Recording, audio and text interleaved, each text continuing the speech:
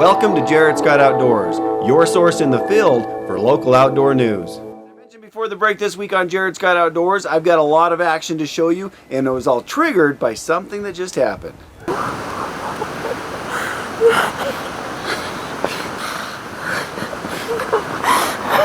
So will you marry me?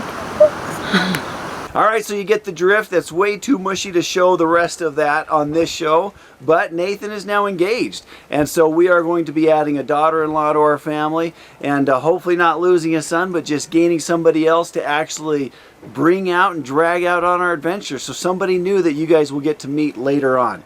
But I thought I'd take this opportunity to maybe take a trip down memory lane with Nathan. You see, when I started this show 12 years ago, Nathan was about 10 years old. So he was just old enough to come out with me, and I needed somebody, and so he was the guy. And so from the very beginning of this show, you guys have watched Nathan grow up on Jared Scott Outdoors. And so he's had a lot of adventures over the years, so I thought it'd be fun to kind of go back and show you some of the adventures he's had from when he was growing up, from just a 10-year-old, just starting to hunt, up until now. Let's get started. Alright, as I mentioned, this is all about Nathan. So going back 12 years, let's go to a year when we had the first salmon season in 20 years, if I recall. We excitedly headed out for ourselves, and sure enough, Nate got into the action a little as well. Keep it tight. It's when he jumps that it gets loose, so even when he jumps, it's got to stay tight.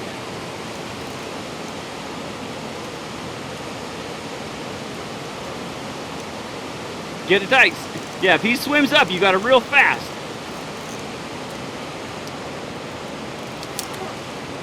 I had a fish on and it felt pretty good and then broke off. How was it to reel in a fish like that? Pretty hard. He may have missed that one, but you can sure see how much he's grown. Keeping with the fish, it was the next year we went steelheading for the first time. Thane and I both hooked into a few more fish that got away, and then Nathan hooked into one that was giving him a great bite. After horsing the fish a little too hard, it broke off. As you can tell, he was pretty frustrated. I was fishing not very close to the shore and I had a pretty good bite. It felt like a big one, but then I started reeling and then my string broke on me. So I lost my hook and my bobber. Alright, so let's switch gears to a bear hunt. This would be Nathan's first big game hunt. With no action in the morning, it didn't take the boys long to realize that sitting at a bear bait all day might be a long, boring day.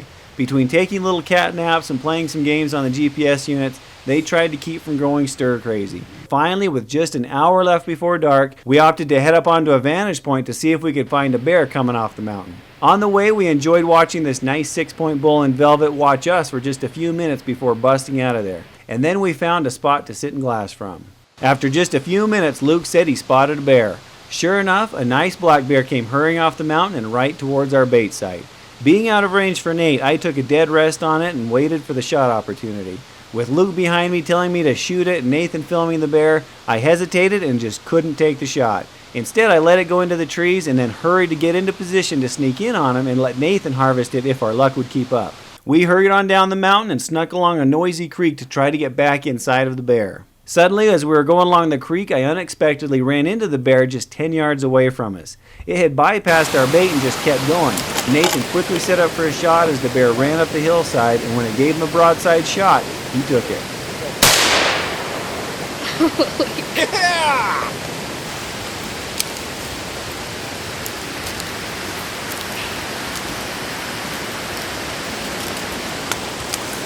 My first bear and my first big game. We saw it working up the other hillside in front of us. And boy, that was cool seeing that bear in my first shot. Luke, what do you think about that? It's cool that I saw the bear and found it and let Nate shoot it. We spent the next few minutes of daylight trying to get it off the steep hillside into a place where we could snap a few pictures. Switching it up again, how about some bird hunting? Turkeys to be exact. Eventually they started getting noisy with the hens talking and the toms gobbling back and forth. Then after one decided it was time to hit the ground, the rest followed suit and they all started dropping out of the trees and into the thick brush below. We were sure it was just a matter of time before some of these turkeys would head our way and into Nathan's line of sight. After waiting them out for several hours, we found that for this morning, not only did they not talk a lot after hitting the ground, but they disappeared. We came back later that evening as we knew the turkeys were still close by. Sure enough, at about 7, they started talking and working through the brush. Suddenly, we saw some coming down a lane toward us. As I was trying to verify that the lead turkey was a tom, Nathan saw one step out of the brush right in front of our blind. I see one. Yeah, that's a tom. Take it. It only took a quick look to tell it was a tom, and Nathan took the safety off and aimed for the shot.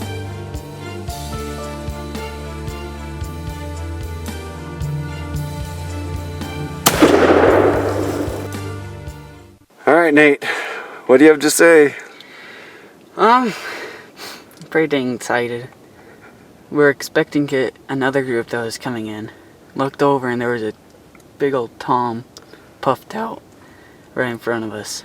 In the beginning of the hunt, it was all frustrating having all the turkeys too far away to shoot or behind bushes.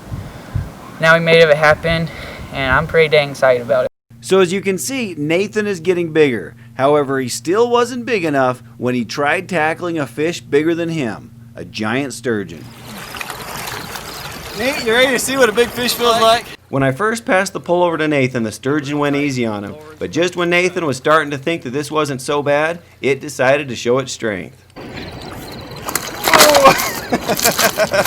Gonna pull this little 100-pound guy in. Let's put some rocks in his pockets. I think the fish is twice as heavy as you. He is running in. You want me to let go, see if you can hold him? You want us to hold the pole or just you, Nate? Tell us what you think about this big old fish. It's hard. Just whatever you do, don't let go of that pole. I don't know if the sturgeon was wearing out, but it was wearing Nathan out in a hurry.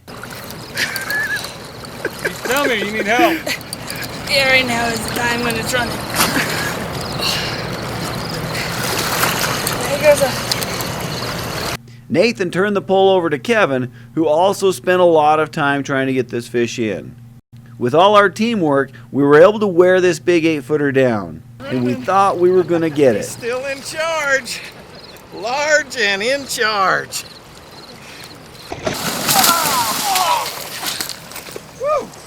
Even the camera got wet that time. You want to zoom in on that? Holy crap. Think you got him in yet? Needless to say, the fish never stopped running and the line broke. Alright, back to some big game hunting. Nathan was one of those lucky kids who drew an antelope tag the first year he applied. We spotted a bunch of the antelope that had dropped into a draw below us. I counted about 30 of them and a couple bucks, but couldn't find the big one we were after.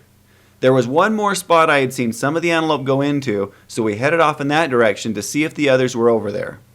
Just in case, we snuck up to this point on our hands and knees. If the buck we were after was in there, we wanted to do our best not to spook it.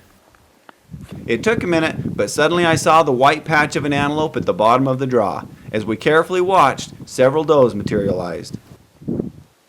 Then Nathan saw a buck at the bottom of the draw. I quickly joined him and ranged it at 220 yards. That was a good range that Nathan had practiced shooting, so we felt really good about the situation. As he was getting set up for a shot with a good solid rest on a big rock, I kept an eye on the buck to make sure he didn't look our way. What I didn't notice was that the does had seen us and started to run off. This alerted the buck, which took off behind them. Hurry, get set. Be quick, hurry. Hurry.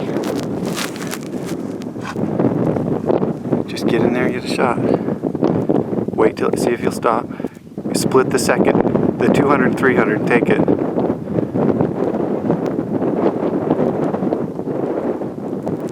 Go to 300. But you better hurry.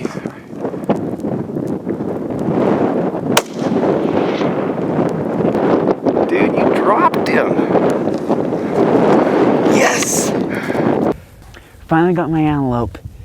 He was about 300 yards away. First shot and I dropped him dead. It might be one of the biggest ones we saw. Really wide. From what it looks like, it might be it. So I am super excited. Well, first antelope Not that bad of a buck. When we needed to fill the freezer with another elk, Nathan and I headed out with a muzzleloader cow tag. This was our first time hunting with a muzzleloader. To make a long story short, we followed these elk for several miles trying to get a shot opportunity. I hurried on up ahead to see if I could get a visual on the elk in the direction they were heading. When I turned around, I witnessed one of those moments that makes a father proud. It turned out that Luke was wearing out from our hard push up the mountain, and Nate had offered to carry his pack for a bit while Luke got his legs under him. I had done that with Nathan when he was younger, so I was glad to see he was following suit and helping out his younger brother. Finally, after hours of hunting, we got within sight of the elk. Okay, there they are right there. Do you see them? Okay, keep going forward as soon as they stand up. Stand up. Okay, you ready? Luke, stay back just a step. Okay. Hunch down a little. It might give you a little more time. If we don't make it that far, don't use the sticks. Just get up and go. We just kept inching our way closer until Nate was finally able to sight in on the elk when using the trekking poles for a rest. He's looking at us. At this point, a cow finally spotted us, which got them all looking our way. If it was going to happen, it had to happen quick. You got a shot. If you think you're steady, take it. I zoomed in on the cow that I thought Nathan was aiming at and waited for the shot. As you can see, it was looking right at us while the others started standing up, getting ready to bolt.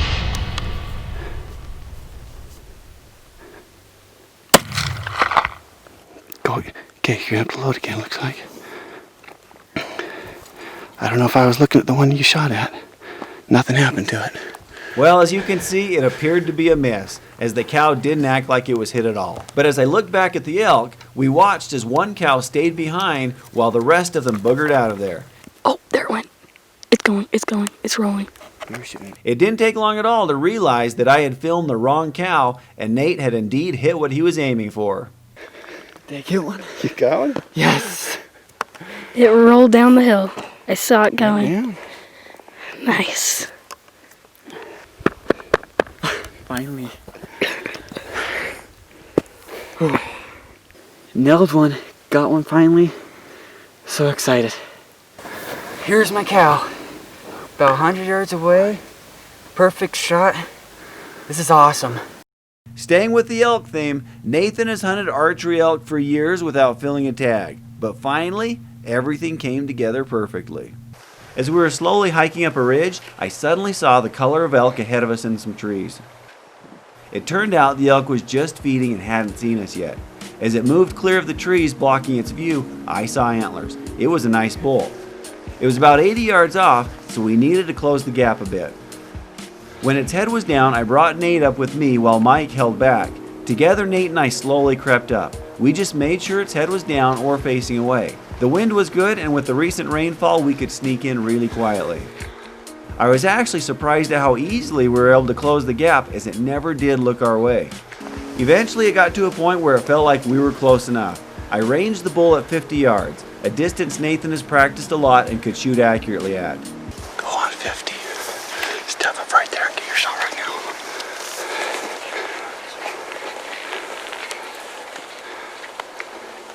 Nice and calm. At the shot, we both heard the crack of an arrow hitting wood. My impression was that it went high. Stop. Luckily for us, the bull stopped just a few yards away, unsure of what just happened. Of course, Mike letting off some cow calls helped to calm him down a bit. As soon as it turned its head, Nate grabbed another arrow. Did you see that? There was blood coming down its side. Nate had hit the bull, but we didn't know it yet. I was watching all this through my camera viewfinder, which makes it tough to see details. Turned out, his shot went through the bull and hit a branch on the other side. We were stuck, unable to move for a bit while the bull looked our way. But as soon as it turned again, Nate drew back and let loose another arrow.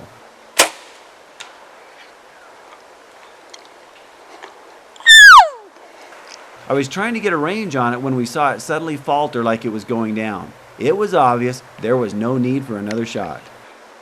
Yes! Holy cow. Down. Yeah. As you may recall, Nathan came home from a mission this past fall and had a rifle elk tag waiting for him. He'd been trying to draw an elk tag for years, and now it finally happened. Sure enough, the more we watched this bull, it became obvious that it was indeed the bull that was doing most of the bugling. The reason it was bugling so aggressively? Well, it seemed to be the other two bulls with it. There was another 5-point and a smaller 6-point bull. Luckily, we happened to be in a great place to watch all the action as these bulls ran back and forth in the morning sunlight. That is cool stuff, seeing those 3 bulls. Nathan, what do you think about that big one? He's definitely going to go down. Hopefully, fingers crossed. That's a pretty bull. The longer we sat there, we realized the elk were coming uphill towards us and they were covering ground quick.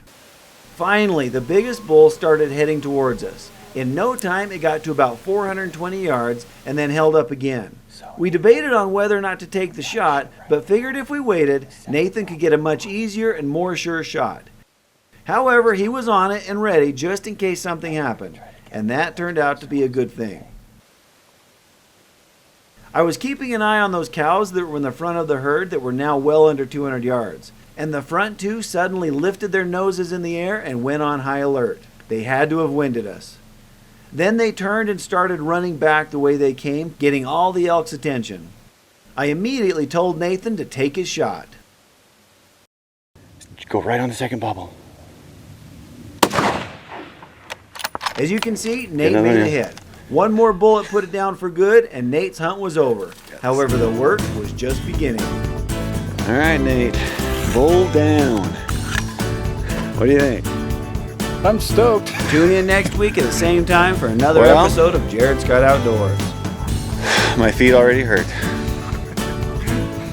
That wraps up this trip down memory lane. Hope you enjoyed it.